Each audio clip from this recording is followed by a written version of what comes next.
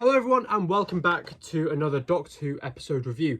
In today's video I'm taking a look at The Power of the Doctor, which as the time of recording aired last night. So this is now Monday afternoon. It aired on Sunday evening at 7:30 on the 23rd of October. And this is going to be a full spoiler review because there's very little I can actually say without spoilers. So spoiler warning for the next 10-15 minutes. But yeah, wow. This was honestly one of the best times I've had watching a Doctor Who story live. Usually with a Doctor Who story, I can be very critical of it or be very analytical of the story.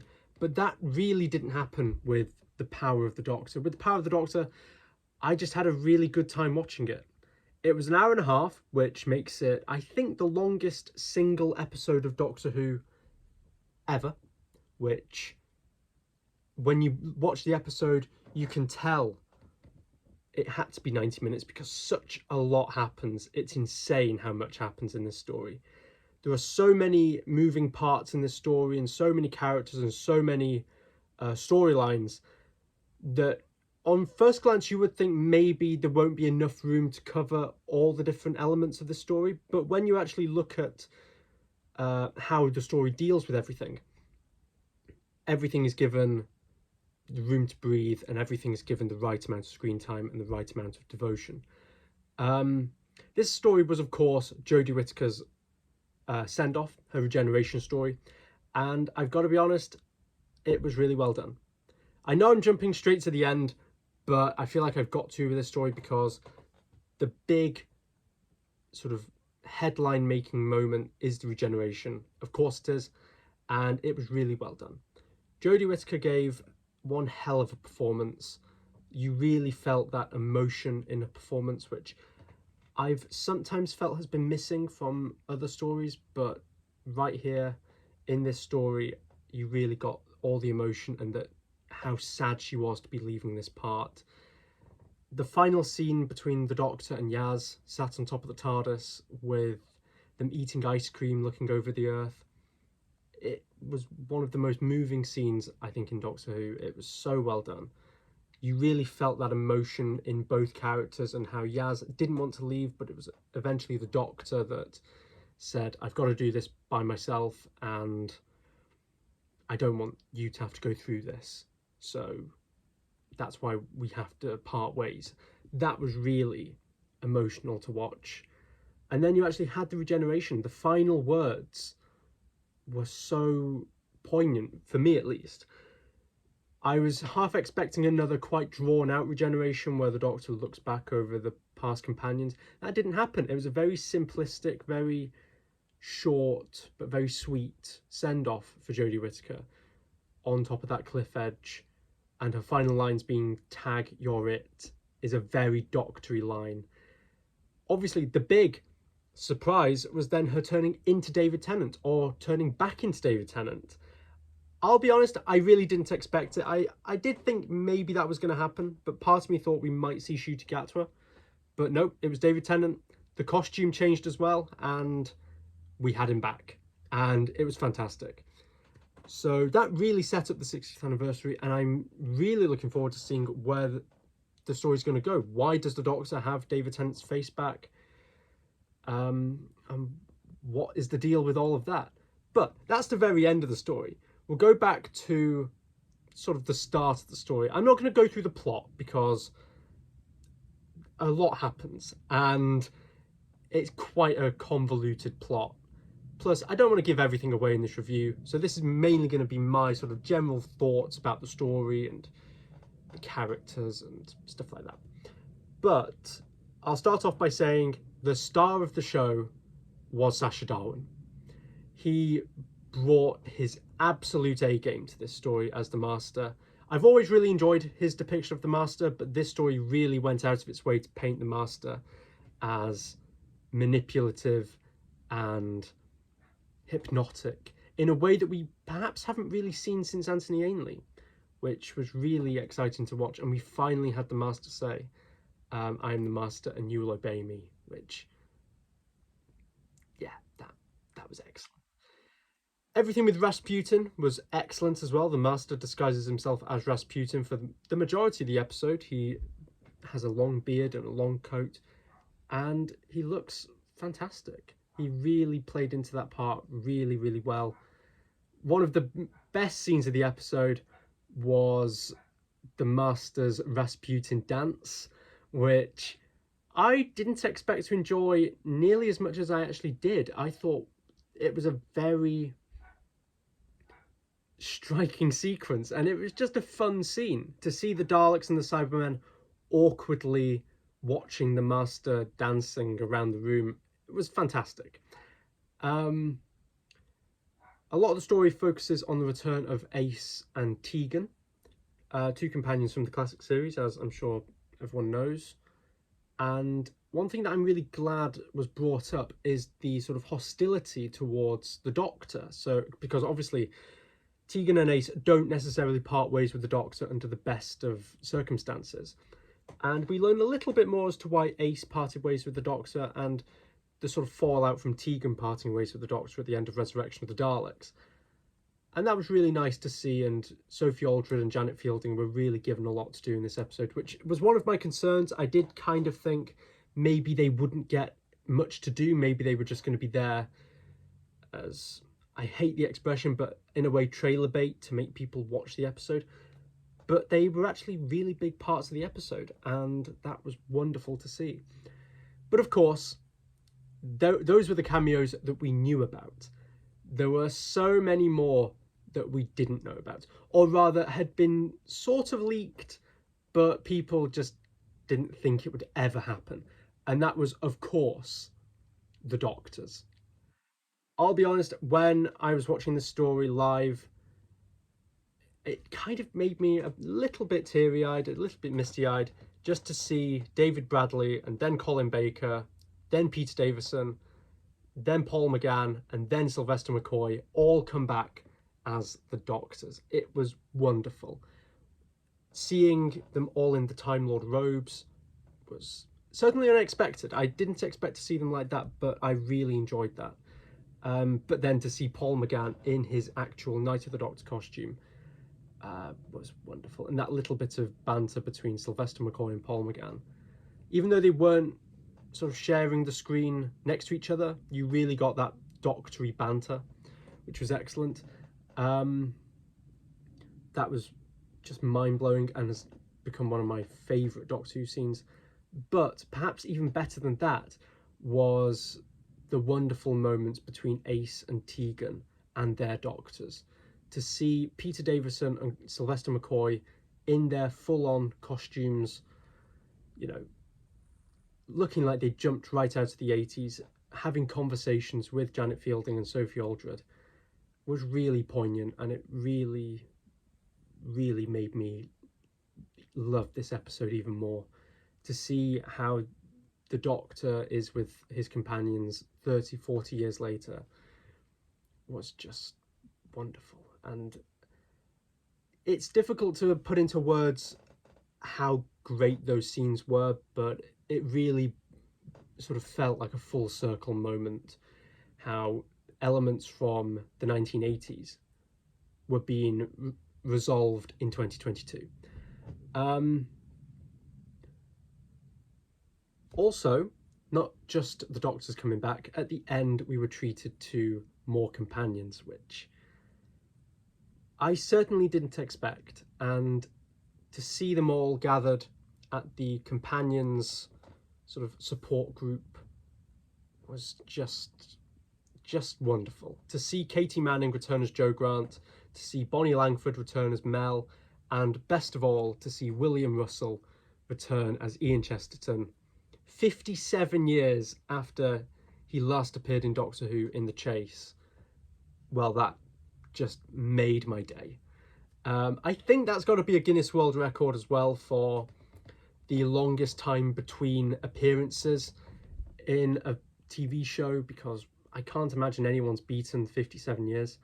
But it was wonderful. And to see William Russell question Dan about the Doctor being a woman was wonderful, and it really, to me at least, gave a real full circle moment to all of Doctor Who, because here was an actor and a character that was in the very first episode of Doctor Who almost 60 years ago, and who was back in the most recent episode almost 60 years later.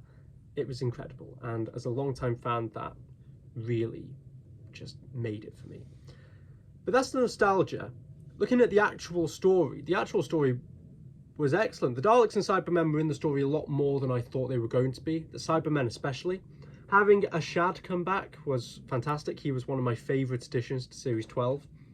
And having him as effectively a Russian doll, or a Genesis arc of Cybermen, was wonderful. I thought it was a really ingenious way of bringing back a popular character, but not simply just by reversing the effects of the TCE, because I think that would severely cheapen a lot of the classic series deaths, and especially the death toll in this story.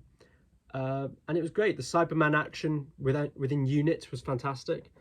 And then seeing all the Daleks in the volcanoes, that was wonderful. Seeing Ace beat up a Dalek with a baseball bat, again, brilliant. One thing that I never really liked about Series 12 was the Cybermasters. I thought they looked, quite honestly, stupid. But I don't know what it was about this story, but they were done in a much better way. Maybe it's because they weren't just there, they actually did something. The regeneration powers were actually put to use. So it really gave them a purpose, and it made them actually look pretty cool. Also, I think the fact that they got rid of the droopy mouthpieces and instead just had the regular like bar mouthpiece really made the Cybermen, or the Cybermasters rather, look much better. Also, seeing Jo Martin return as the Fugitive Doctor for probably the last time was wonderful. Her entrance was just fantastic. I still maintain that her Doctor has this presence about her. Whenever she's on screen, you can't help but watch. And also to see Bradley Walsh come back as Graham was fantastic, and how it picks up from Revolution of the Daleks with the psychic paper. That was great. It's a pity that Ryan didn't appear. He did get a mention that he was off in Patagonia, but it would have been nice to see Graham and Ryan still fighting monsters together rather than just Graham. But honestly, I was never that fond of Ryan as a companion, so his, lack of appearance isn't really bothering me too much. There was such a lot going on in that story. I'm struggling to remember everything that I wanted to talk about, but it was just fantastic. The whole forced regeneration storyline, that was really well done. It was a really nice way of picking up from the war games and really looking at the effect of a forced regeneration. Sacha Darwin played the Doctor very, very well. He really got that menace down well. And when he appeared in all of the Doctor's using elements of all the Doctor's old costumes, I had a big grin on my face, I'll admit. That was a rumour, actually, that did get leaked or reported in the papers earlier this year, that the Doctor would appear wearing items of clothing from the past, which did happen. So I guess there was some truth to that newspaper report in the end after all. It was just a fantastic story. Visually, it was one of the best looking Doctor Who stories ever. It looked fantastic. Everything from the bullet train sequence at the start to the regeneration at the end just looked wonderful. The conversion planet looked brilliant. It was effectively a Doctor Who Death Star. Yeah, it was great. I had a really, really good time watching it. One of my big criticisms with Chris Chibnall's Doctor Who has been the dialogue. I felt like the dialogue for the most part has been a bit cringy, a bit static, quite sort of unnatural dialogue. This story really went out of its way to rectify that. I didn't have any problems with the dialogue whatsoever. In fact, this episode gave me one of the best written moments in all of Doctor Who, I think, and that was when Tegan was asking the Fifth Doctor what she's thinking being surrounded by Cybermen, and he replies just by saying Adric.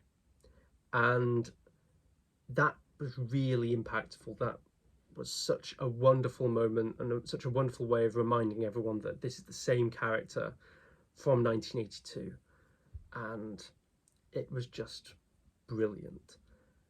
So there's not a great deal left to say about this story. I know that I came up with a few theories when I was doing my reaction to the trailer. Most of those will have been wrong, but I can safely say that I don't think there was any predicting what was going to happen in this story. We went into the story not really knowing anything, and I think with the benefit of hindsight, that was a good thing because so much happened, and so much secretive stuff happened, which they couldn't have spoiled. Had they spoiled it, it would have been a massive disappointment. There were a few characters I remember saying from the trailer which I thought, how are they going to fit into this, such as Kate and Vinda. Admittedly, Vinda probably didn't need to be in it, but it was nice to see his character come back. He was one of my favourite characters in Flux. So, and it's nice always to see Kate come back, and that really creates that through line from Doctor Who 10 years ago to Doctor Who now. I hope that's not the last we've seen of Kate. I can't imagine it is, because we know from 60th anniversary filming images that Unit are going to come back. So fingers crossed we see Kate come back in the 60th. And who knows, hopefully Osgood too, because I have felt like Osgood has been a bit of a missing link in this era. But if truth be told, I can't see where she would have fitted in. That's about it really. There's not a great deal else left to say, other than it was fantastic.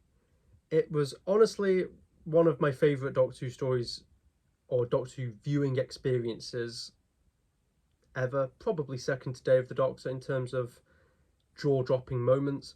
Maybe this is the mist of a new episode saying this, but I loved it. Jodie Whittaker has gone out on an absolute high, and so has Chris Chibnall, which after Legend of the Sea Devils, which I have said was one of my least favourite episodes ever, if not the worst episode of Doctor Who ever, I was really worried that Jodie Whittaker wasn't going to get the send-off that she deserved. And it's nice to see that she did. Also, it's nice to see that Yaz and Dan both got the exits that they sort of deserved. Originally, I thought maybe Dan had drawn the short straw by effectively being written out of the entire episode, but I can sort of see why. You know, he had a brush with death and didn't want to risk that, so he wanted to remain on Earth. That's as good of a reason for a companion to leave as any.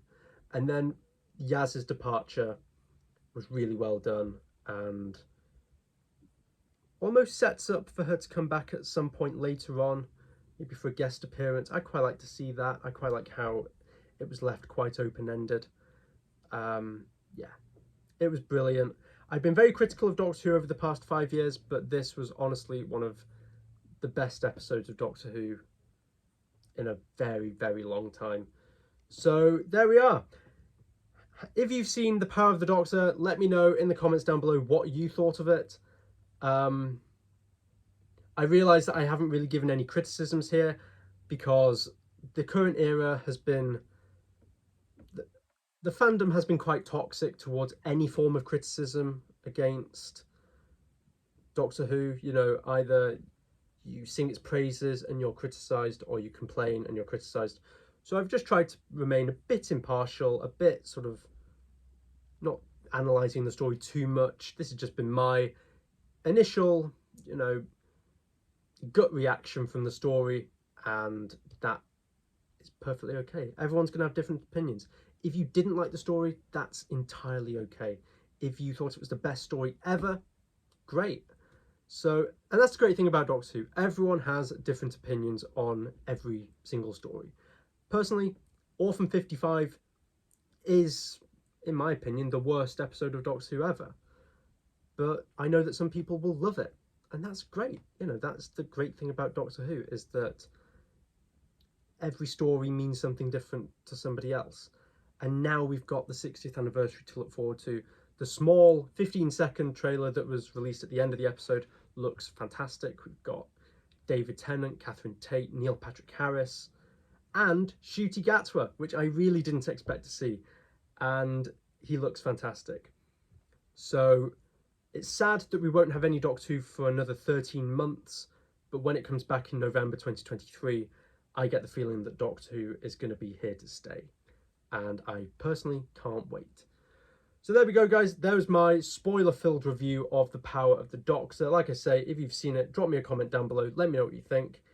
And yeah, I hope you enjoyed it as much as I did. So thank you very much for watching, and I will see you probably for another episode review sometime soon. If I don't get around to doing any episode reviews in the interim, I'll be reviewing the 60th anniversary specials, and I can't wait. So thank you very much for watching, and I'll see you next time. Goodbye.